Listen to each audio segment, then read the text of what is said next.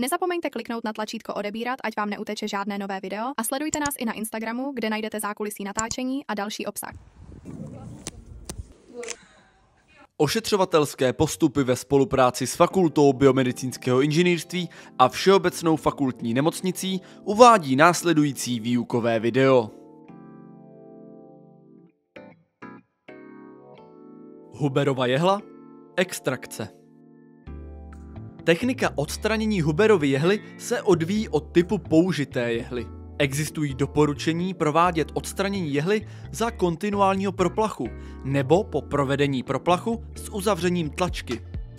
U jehel s integrovanou hadičkou a tlačkou postupujeme následovně. Na čistou pracovní plochu si připravíme potřebné pomůcky ANTT technikou. Po hygienické dezinfekci rukou si nasadíme nesterilní rukavice, provedeme dezinfekci bez jehlového vstupu nebo sejmeme dezinfekční uzávěr.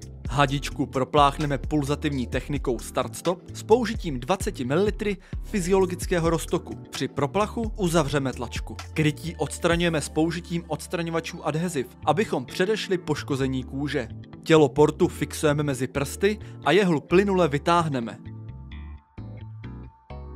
Likvidujeme dle zásad manipulace a třídění biologického odpadu.